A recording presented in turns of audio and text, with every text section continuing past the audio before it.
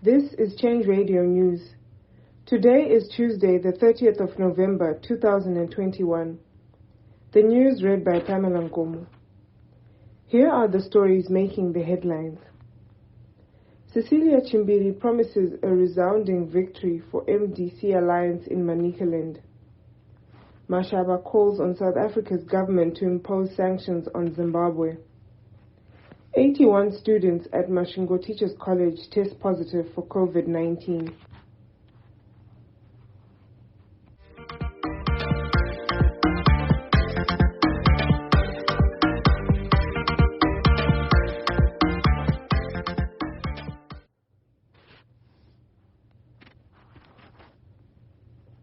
And now for the stories in detail.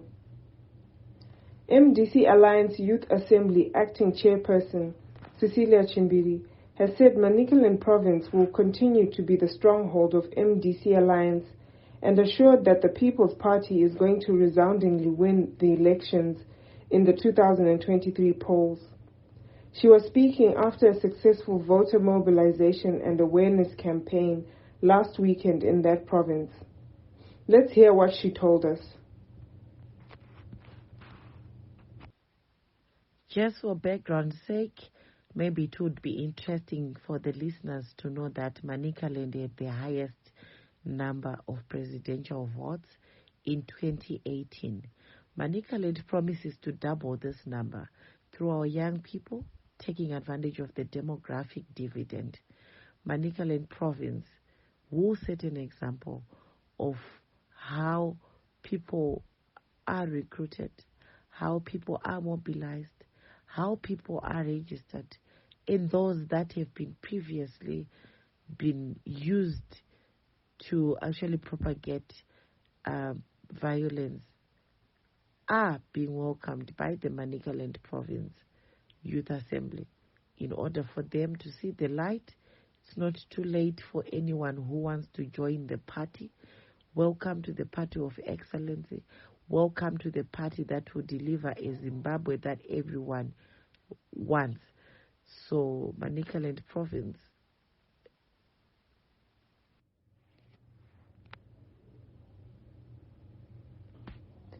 The leader of the South African Party, Action, Herman Mashaba, has said in order to solve Zimbabwe's situation, Mnangagwa's government should be slapped with economic sanctions and freeze their assets.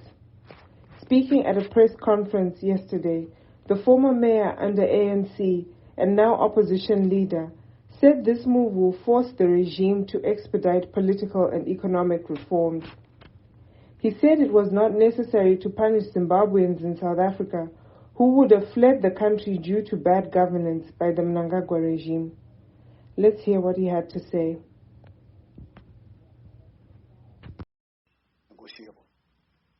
My fellow South Africans, we have a crisis taking place across our border. For years, our government has watched while ZANU-PF destroyed the country once capable of feeding much of Southern Africa. This crisis impacts our country deeply, and it is now time for a new approach. It is time for hard diplomacy. We must adopt the strongest and harshest policies against an oppressive government and not punish the people of Zimbabwe. This should start by freezing the assets of ZANU-PF leaders in South Africa and banning them from entering our country until there's real reform in that beloved country.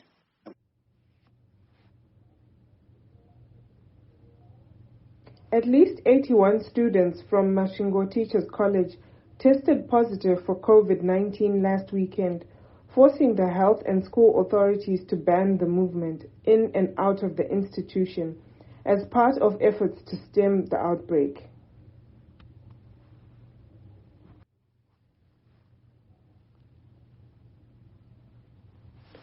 Meanwhile, MDC Alliance's former MP for Masvingo Central, Jefferson Chitando, has blamed government for the outbreak of COVID-19 at the institution, saying it failed to provide personal protective equipment in line with COVID-19 protocols, thus exposing students to the pandemic.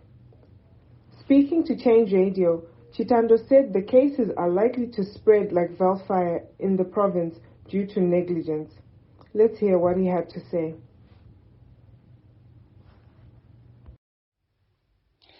Chirwere cheCovid chinonzi chakabata pachikoro chikuru chinodzidzisa varairidzi cheMasvingo Teachers College. Icho chinonzi vana vanodarika 81 vakabatwa nechirwere ichi pamasvondo rapfuura irori. Zvinoita kuti vanhu vazhinji zvikuru vari mudhorobheni reMasvingo vavhunduke nokutya, nokuti vana vazhinji vari pachikoro ichi havana pokugara ikoko, saka vanogara mumusha unogara voruzhinji, muna Mucheke, murujeko, vachiloja imomo, nokuti hurumende yakatadza kuvaka zvikoro zvine pokugara kwevana. Saka izvi zvinoita kuti chirwere chinogona kungopararira nokukurumidza mudhorobheni reMasvingo uye nomudunhu reMasvingo rese sokuti vanhu vachisangana. Chimwezve ndechekuti vanhu vanga vava nezinyekenyeke rokupfeka maface mask, rokusanitiza uye nokuita social distancing. Saka izvi zvichaita kuti tinogona kuwana dambudziko guru zvikuru mudhorobheni reMasvingo nemudunhu rose reMasvingo. Saka dai zvagona, hurumende yaona kuti yakurudzira vanhu ichivaudza nenzira dzakanaka kuti vaende kundobayiwa, uyezve vagokwanisa kuona kuti vangazvidzivirira sei nokusanitiza, nokupfeka maface mask, nokuita social distancing.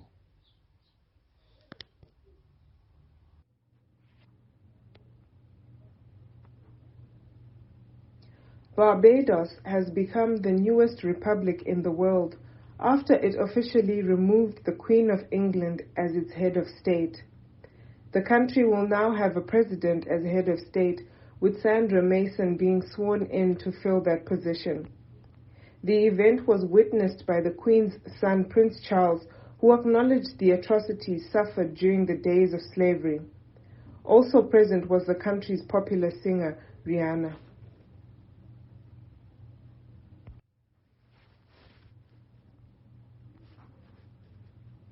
Journalist Blessing Mhlanga spent last night in police cells charged with assaulting a police officer. He was previously arrested and charged with disorderly conduct over the weekend for taking pictures at the famous Zindova shops in Harare. Police have, however, changed the charges to assaulting a police officer after Mhlanga chronicled his arrest and assault on social media, where he named one of the police officers and showed pictures of himself being attended to by a dentist for shaky teeth caused by the assault. As fellow newscasters and journalists, we call on all charges laid on Mhlanga to be dropped and demand the arrest of the policeman who assaulted him. Journalism is not a crime.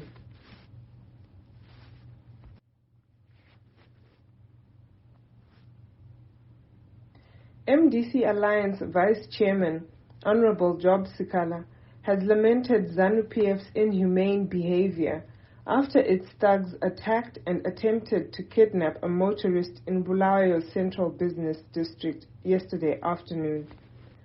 Honorable Sikala said ZANU-PF members kill and abuse people in broad daylight and walk away scot-free without justice being served. He further said the country needs new civilized leaders who also respect human rights.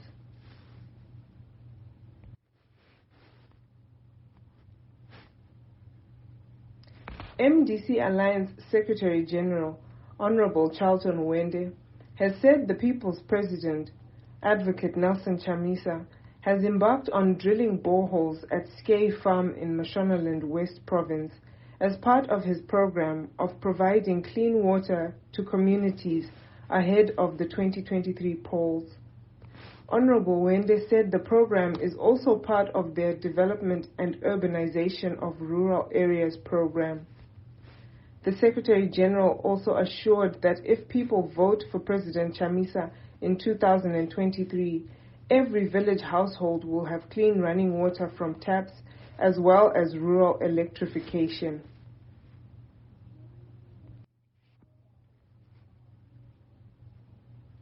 At Change Radio, we encourage citizens to become registered voters for the upcoming 2022 by-elections and the 2023 general elections. To find out where your nearest voter registration center is, please call the toll-free number 080-802-19. The number again, 080-802-19.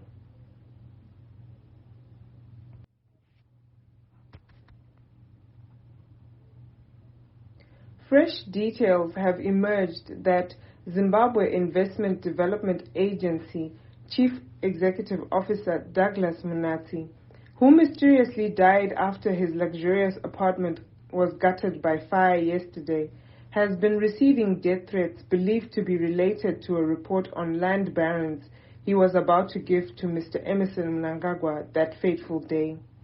This was revealed by a family member who also suspect that Munatsi could have been drugged and then had his flat set on fire so that he could not escape. Police and fire brigade are still investigating the case.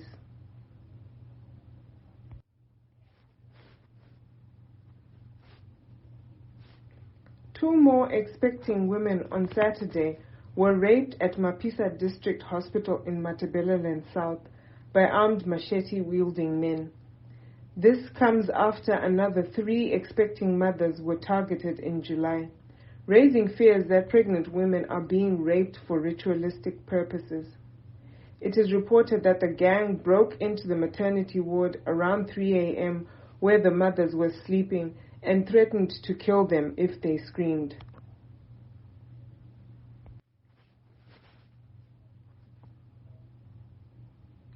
Progressive Teachers Union of Zimbabwe President Takava Fira-Joe has strongly castigated Mnangagwa's government for its plans to recruit 10,000 teachers in 2022, saying the government must recruit at least 50,000 teachers to cover the student-to-teacher ratio.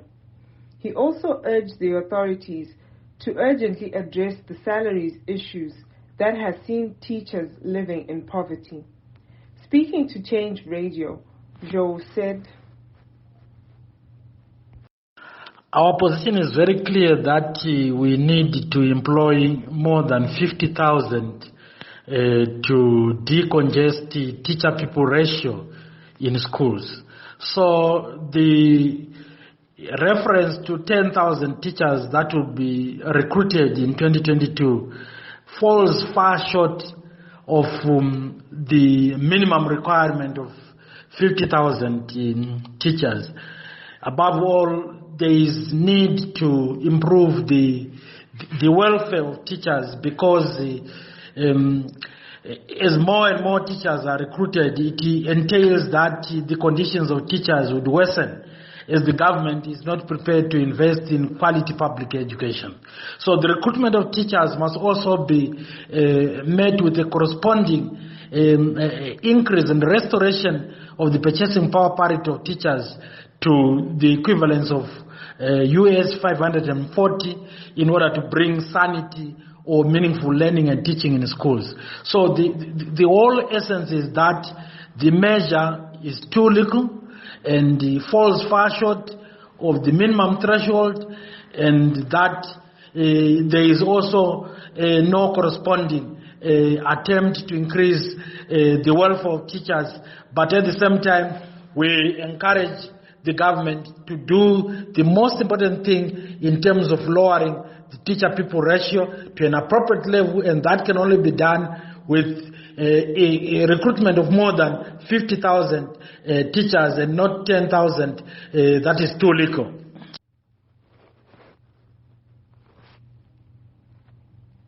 Amalgamated Rural Teachers Union of Zimbabwe President Obed Masaraure has bemoaned transport shortages in the country that has led to teachers and learners struggling to get to school on time. For several hours, they will be standing in meandering queues, moving at a slow pace and often characterized by chaotic scenes, as some will be trying to jump the queue. Masaraure had this to say. Teachers and learners are left stranded as the ZUPCO monopoly is failing to work in the public transport sector. We have learners who are spending up to 3 hours for them to be able to get to school and spend more 3 hours for them to be able to get back home. So cumulatively, they need 6 hours just for traveling to and from school. And you can imagine what time is left for learning. What is the waiting time at the bus stop? Some are waiting for up to 4 hours just waiting for transport. This is unacceptable, and when these learners, when they get to school, they are tired, they are no longer in the learning mode we want them to be in. The teachers, of course, at the moment they are not going to work, they are on strike, but if they were not on strike, most of them would then struggle to make it to school, and they end up trapped in another business of the day, because if you only have 3 hours left of working, the teacher realizes that there's no need to go to the school anyway. So this is how we are having more downtime in our education sector, because of a stupid policy decision which was made to try to bar other operators from providing public transport at a time when this state does not have the capacity to efficiently provide transport. We don't know who is benefiting, but we suspect it is another case where crony capitalism is being put ahead of people's lives. It is another case where the profits for individuals are being put ahead of the lives of people, where the education, the health care of our own people have to be sacrificed because someone somewhere has to make some profit. Citizens yesterday morning expressed joy after state-owned Zimbabwe Broadcasting Corporation, ZBC, lost all transmission following a power outage at its headquarters in Harare. ZBC has been criticized for being partisan and slow to modernize. The citizens have been longing for it to close down.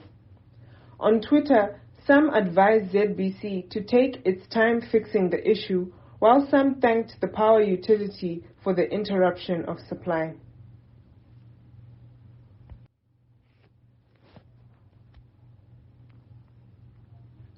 COVID-19 updates. Last night, the Health Ministry said Zimbabwe had recorded 235 new cases of COVID-19. Sadly, one person succumbed to the virus. At Change Radio, we continue to urge citizens to wear masks, to sanitize, to practice social distancing, and to get vaccinated.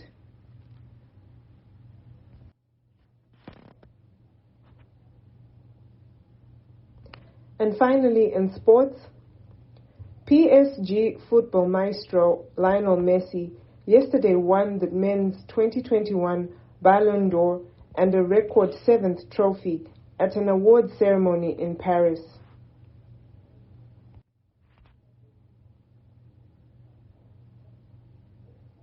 Here are the football results from the Premier Soccer League played last weekend. Cranbourne Bulletin 0, Bulawayo Chiefs 0. Bulawayo FC 1, Manica 2.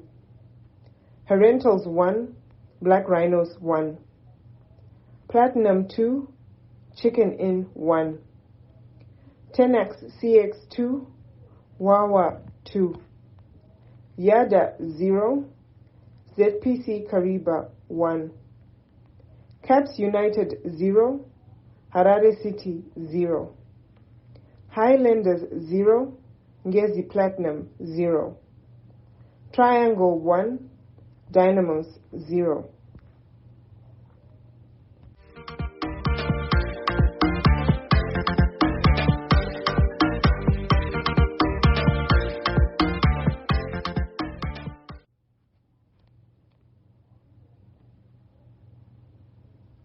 To end this bulletin, here are the headlines once again.